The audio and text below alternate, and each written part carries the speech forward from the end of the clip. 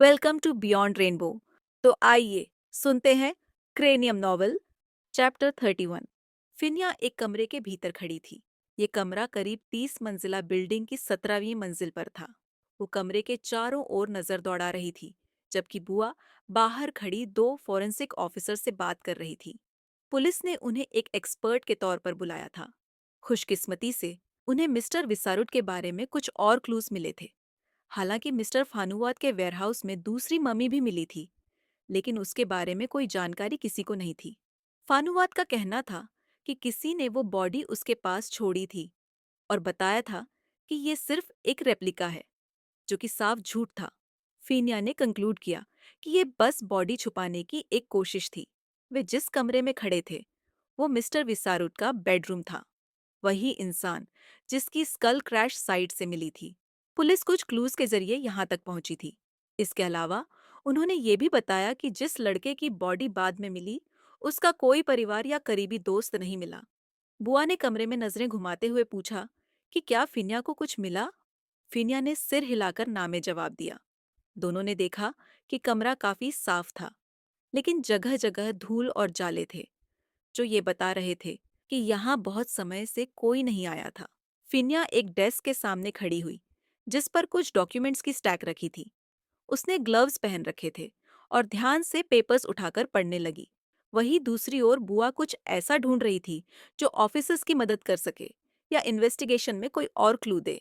कुछ देर बाद फिनिया ने एक डॉक्यूमेंट हाथ में पकड़े हुए बुआ का ध्यान खींचा और बताया कि मिस्टर विसरूत ने 2 साल पहले साउथ अफ्रीका में इंटर्नशिप के लिए अप्लाई किया था। उसने इंटर्नशिप एक्सेप्टेंस लेटर उसकी तरफ बढ़ा दिया और कहा कि शायद सबको यही लगा कि वो अफ्रीका में है, इसलिए किसी को पता नहीं चला कि वो वहां पहुंचा ही नहीं। बुआ ने सिर हिलाया और कहा कि वो पुलिस से कहेगी कि वो उसके इंटर्नशिप प्लेस से कांटेक्ट करे, शायद वहां से कुछ और जानकारी मिल जाए। फिर उसने एक जिप लॉक एविडेंस बैग निकाला, डॉक्यूमेंट्स उसमें डाले और वहां से चली गई। उधर फीनिया छोटे से किचन के पास से गुजरती हुई कमरे के पीछे बने एक बैल्कनी तक पहुंची। उसने एक नजर बुआ की तरफ डाली, जो आगे आगे चल रही थी, और वो उसके पीछे चलने ही वाली थी। लेकिन तभी कुछ ऐसा हुआ जिसने फिनिया को वहीं रोक दिया। उसकी नजर एक पीले जार पर पड़ी, जो कुछ अलग सा लग रहा था। उसने उसे उठाया और कोशिश की कि लेबल पर लिखे ब्लैक मार्कर के पुराने अक्षरों को पढ़ सके, लेकिन लिखावट इतनी फेड हो चुकी थी कि कुछ समझ नहीं आया। उसने जार को ध्यान से देखा। माथे पर हल्की सी शिकन आ गई। उसे दिखा कि जार में अब भी थोड़ा सा लिक्विड बचा हुआ था, हालांकि कुछ हिस्सा किनारों पर सूख चुका था। पीछे से बुआ ने पूछा कि क्या उसे कुछ मिला। फिनिया ने जवाब दिया कि उसे एक जार मिला है जिसमें कोई सब्सटेंस है। बुआ ने सुझाव दिया कि उसे अथॉरिटीज को भेजकर टेस्ट करवा लेना चाहिए, शायद कुछ पता चल जाए। फिनिया ने अपनी आवाज धीमी की और फुसफुसाते हुए पूछा कि क्या वे खुद उसे टेस्ट कर सकते हैं। वो जानना चाहती है कि क्या ये वही चीज है जो वो सोच रही है। बुआ ने एक्साइटेड होकर कहा, हाँ जरूर, फैंग के पास अभी अभी नया केमिकल एनालाइजर आया है। फिर उसने फिनिया की तरफ देखा और पूछा, उसे क्या लगता है, ये सब्सटेंस क्या हो सकता है। फिनिया ने टीजिंग अंदाज में कहा कि वो कुछ नहीं बताने वाली। बुआ को खुद पता लगाना होगा जब तक रिजल्ट नहीं आ जाता, और अगर बुआ ने सही गेस किया तो उसे रिवॉर्ड मिलेगा। बुआ ने मजाकिया अंदाज में आंखें घुमाते हुए कहा कि नो थैंक यू, फिनिया का गिफ्ट बकवास भी हो सकता है। लेकिन साथ ही उसने अपने टूल बैग से एक छोटा सा येलो जार निकाला ताकि सैंपल लिया जा सके। बुआ ने कहा कि चलो थोड़ा सैंपल लेते हैं ताकि फैंग की मशीन में चेक हो सके। फिनिया ने धीरे से थोड़ा सा लिक्विड एक जार में डाला और बुआ उसे पास में काम कर रहे फोरेंसिक्स ऑफिसर के पास ले गई। 3 दिन बाद फैंग स्टाफ की कॉफी रूम में दाखिल हुई, जहां उसके दो दोस्त आपस में बातें कर रहे थे। उसके हाथ में एक डॉक्यूमेंट था। उसने उन्हें पुकारा तो दोनों ने तुरंत अपनी बहस रोक दी। फैंग ने रिजल्ट हवा में लहराते हुए मजाकिया अंदाज में कहा कि रिजल्ट आ गया है और अब फिनिया को उसे डिनर खिलाना पड़ेगा, क्योंकि वो पूरी रात इस काम के लिए जागती रही है। फिनिया ने हैरानी से पूछा कि सिर्फ वही क्यों डिनर खिलाए। इस पर बुआ ने फौरन जवाब दिया कि ये सब उसी का आइडिया था, और उसने तो बताया भी नहीं कि उसका दिमाग किस दिशा में चल रहा है। फिर वो फैंग की ओर मुड़ी और रिजल्ट के बारे में जानना चाहा। फैंग ने टेस्ट रिजल्ट उन्हें थमाया और बताया कि ये पाइन रेजिन है। बुआ ने फैंग की बात हैरानी से दोहराई, तो फैंग ने कंफर्म किया कि आमतौर पर पाइन रेजिन सॉलिड होता है, लेकिन ये सैंपल लिक्विड है। उसने बताया कि जो रेजिन लाया गया है वो बहुत प्योर है, इतना कि उसमें कोई सॉल्वेंट भी नहीं है जो इसे लिक्विड रखे। फीनिया ने कहा, इसलिए उसे पहले कोई थिनर या सॉल्वेंट जैसी स्मेल नहीं आई थी और वो श्योर नहीं थी कि ये पाइन रेजिन है भी या नहीं। फैंग ने समझाया कि इसे बनाने वाले ने शायद हाई हीट का इस्तेमाल किया होगा और एम्बर जार में रखा ताकि सूरज की रोशनी से बचे। उसने ये भी जोड़ा कि जो सैंपल फिनिया लाई थी वो अब सूखने लगा है क्योंकि उसे काफी वक्त हो चुका है। फिनिया ने फैंग को थैंक्स कहा और डॉक्यूमेंट पढ़ने लगी। फैंग ने क्यूरियोसिटी के साथ पूछा कि वो दोनों आपस में क्या गॉसिप कर रही थी। बुआ ने तुरंत मजाकिया अंदाज में कहा, फिनिया के साथ कौन गॉसिप करेगा? फिनिया ने उससे घूरा और चुप रहने को कहा। फिर फैंग की तरफ देखा, जो अम्यूजमेंट के साथ दोनों को देख रही थी। उसने फैंग को भरोसा दिलाया कि कोई लड़ाई नहीं हो रही है। फॉन्ग ने मुस्कुराते हुए कहा, वो बस क्यूरियस थी कि क्या बातें हो रही थी, बट अगर वो नहीं बताना चाहते तो कोई बात नहीं। उसी पल बुआ ने बताया कि वे एक क्लासिफाइड मर्डर केस की इन्वेस्टिगेशन कर रहे हैं। फैंग की आंखें डिसबिलीफ से बड़ी हो गई। वो बुआ को घूरने लगी, लेकिन जब उसने बुआ का सीरियस एक्सप्रेशन देखा तो वो फिन्या की तरफ मुड़ी, जिसने बिना कुछ कहे सिर हिलाया। फैंग ने कहा, लेकिन वो दोनों तो प्लेन क्रैश केस पर काम कर रही थी।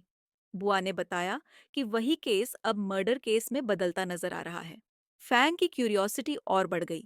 उसने सामने से एक चेयर खींची और बैठ गई। बुआ ने फिनिया की ओर देखा, जिसने हल्के से सिर हिलाकर इशारा किया कि वो बता सकती है। फिर फिनिया ने अपनी बात शुरू की और पूरी डिटेल में सब कुछ बताया। बात खत्म होते ही बुआ ने कहा कि कुछ बातें पुलिस को मालूम हैं और कुछ अब तक अनकवर्ड है। फैंग ने समझते हुए पूछा कि क्या प्रोफेसर को इसके बारे में पता है। बुआ ने जवाब दिया कि उन्होंने अभी तक पूरी बात रिपोर्ट नहीं की है। फैंग चुपचाप उन्हें एक दूसरे को देखते हुए देख रही थी, फिर हल्के से मुस्कुराई और बोली, तुम दोनों एक दूसरे के लिए परफेक्ट हो। फीनिया ने फैंग से हेल्प मांगी और पूछा कि उसकी राय में क्या लगता है। फैंग ने साफ कहा कि उसे ममीज, एंशियंट सिविलाइजेशंस या मर्डर केसेस की ज्यादा नॉलेज नहीं है, लेकिन अगर चाहो तो किसी भी टेस्टिंग में वो जरूर मदद कर सकती है। फीनिया ने रेजिन के बारे में और विस्तार से समझाते हुए बताया कि ये एक प्राचीन पदार्थ है जिसका इस्तेमाल शव को सुरक्षित रखने के लिए किया जाता था। उसने बताया कि जब टर्पेंटाइन इवापोरेट हो जाता है तो रेजिन दोबारा जमकर बॉडी पर एक परत बना देता है जो उसे सड़ने से बचाता है। एंशंट इजिप्ट में रेजिन को लिक्विड फॉर्म में बॉडी पर लगाया जाता था, फिर उसे कपड़े से लपेटकर कॉफिन में रखा जाता था। बुआ ने अचानक पूछा, क्या ये हो सकता है कि विसरुट की स्कल पर जो रेजिन मिला है वो भी वही हो? फिनिया ने जवाब दिया कि यह पूरी तरह पॉसिबल है और सजेस्ट किया कि दोनों सैंपल्स कलेक्ट करके एग्जामिन करना चाहिए। उसने फैंग से पूछा कि क्या वो ये कर सकती है, तो फैंग ने कहा, ट्राई करने में क्या दिक्कत है। 2 दिन बाद टेस्ट रिजल्ट्स फिनिया की डेस्क पर पहुंच चुके थे। बुआ ने लैब में खड़े होकर थोड़े उलझन में वही बात दोहराई जो उसने अभी अभी सुनी थी। क्या विसरुट के रूम में मिला रेजिन और उसकी स्कल पर मिला रेजिन एक ही है? फिनिया ने समझाया कि फैंग ने बताया है कि दोनों काफी सिमिलर हैं। मॉलिक्यूलर साइज लगभग एक जैसा है और ये प्योर रेजिन था। शायद ये एक ही सोर्स से आया हो या कम से कम एक ही टाइप के पाइन से। बुआ ने गंभीर होकर पूछा कि क्या इसका मतलब है कि विसरुट ने ये सब खुद किया था? फिनिया ने चिढ़ते हुए बाकियों की तरफ देखा और पूछा, तुम्हें क्या लगता है एक मरा हुआ इंसान अपने ऊपर खुद रेजिन लगा सकता है? बुआ ने थक कर कहा कि वे लोग बस एक चक्कर में घूम रहे हैं और कोई प्रोग्रेस नहीं हो रही।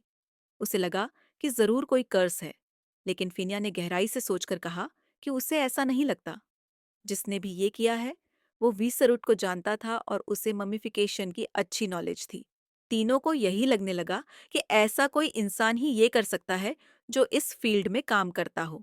बुआ को याद आया कि फानुवाद से पूछा गया था कि मम्मी को बेचने के लिए किसने रखा था। फिनिया ने बताया कि उसने कहा था वो पहले बायर सेलर लिस्ट से रिकॉर्ड्स चेक करेगा और अब वो उसके जवाब का इंतजार कर रही है।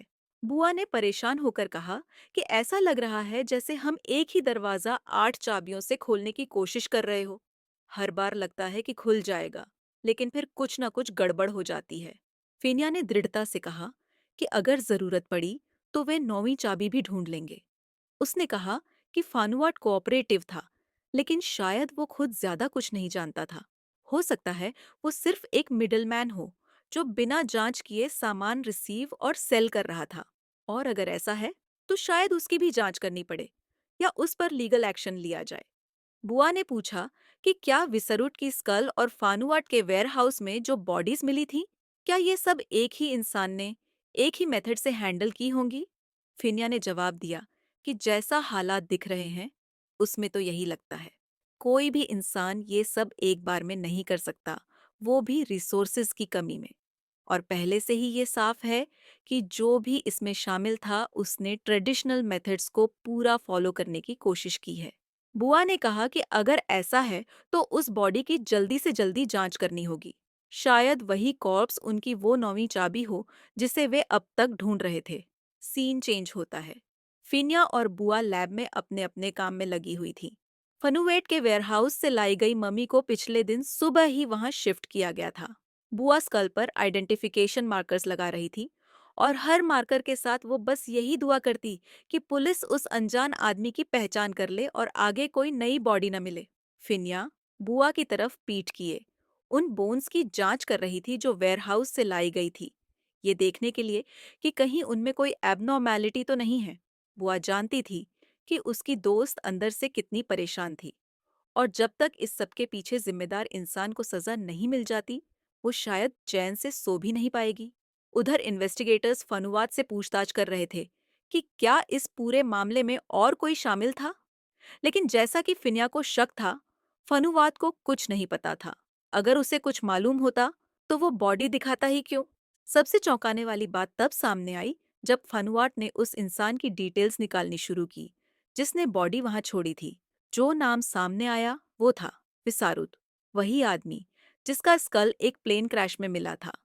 अब उनकी आखिरी उम्मीद ये थी कि बुआ ने जिस दूसरे विक्टिम का चेहरा रिकंस्ट्रक्ट किया है उसकी पहचान हो जाए। शायद वहीं से उन्हें उस गुनहगार तक पहुंचने का रास्ता मिल जाए। दोनों बिना थके लगातार काम कर रही थी, इस उम्मीद में कि किसी तरह सच तक पहुंचा जा सके। काम करते हुए बुआ ने कामली बताया कि उसने साउथ अफ्रीका की यूनिवर्सिटी से कांटेक्ट किया था, उसी लेटर के बेस पर जो उन्हें विसरूट के रूम में मिला था। यूनिवर्सिटी वालों ने बताया कि विसरूट वहां कभी आया ही नहीं। फिनिया ने उसकी तरफ मुड़कर पूछा कि जहां वो रिसर्चर के तौर पर काम करता था, वहां से क्या पता चला। बुआ ने बताया कि उसने वहां भी कॉल किया था। उन्हें लगा था कि विसारुट फील्ड वर्क के लिए साउथ अफ्रीका चला गया है। कई लोगों ने उसे कांटेक्ट करने की कोशिश की, लेकिन वो किसी को नहीं मिला। इससे अंदाजा लगाया गया कि विसरू तब गायब हुआ जब उसे विदेश जाना था, करीब 3 साल पहले। उसके वर्क प्लेस को लगा वो अब्रॉड गया है और अब्रॉड वालों को लगा कि वो नहीं आएगा। शायद उसी समय उसकी डेथ हुई थी। फिनिया ने सहमति में सिर हिलाया और बताया कि उसकी एक फ्रेंड ने उस पपायरस स्क्रोल का ट्रांसलेशन भेजा है जो उन्हें मिला था। वो एक जेन्युइन स्क्रोल था, लेकिन समझ नहीं आ रहा था कि वो एक फेक मम्मी के साथ क्यों मिला। बुआ ने कहा कि उसे उम्मीद है पुलिस उस अनजान आदमी की पहचान कर लेगी, क्योंकि अगर ऐसा नहीं हुआ तो कुछ भी समझ में नहीं आएगा। हर सुराग आखिरकार फिर से विसरूट पर ही आकर रुक जाता है। वही इस पूरे मामले की है, लेकिन अब वो हमारे बीच नहीं है जिससे ये पता चल सके कि उसे पिचाई के पास किसने भेजा था। और अब पिचाई की मौत भी एक प्लेन क्रैश में हो चुकी है। फिनिया ने इनकरेजमेंट के साथ कहा कि कम से कम उन्होंने अपनी तरफ से बेस्ट किया है। फिर उसने बुआ से पूछा कि क्या वो प्रोफेसर रमेश के साथ एक मीटिंग शेड्यूल कर सकती है। वो उन्हें पपायरस स्क्रोल दिखाना चाहती थी, शायद वो कुछ हेल्प कर सके। बुआ ने हाँ में सिर हिलाया। इस बीच फिनिया का ध्यान फिर से उस स्केलेटन पर चला गया जो उन्हें फानुवॉट के वेयरहाउस से मिला था। उसने स्कल को ध्यान से देखा और बताया कि लेफ्ट टीबिया में फ्रैक्चर है, जो शायद मौत से काफी पहले हुआ था, क्योंकि हड्डी हील हो चुकी है। इसके अलावा बाकी बोन्स में कोई एबनॉर्मैलिटी या इंजरी नहीं थी। सिर्फ स्केलेटल रिमेन्स से डेथ का कॉज पता नहीं लगाया जा सकता था।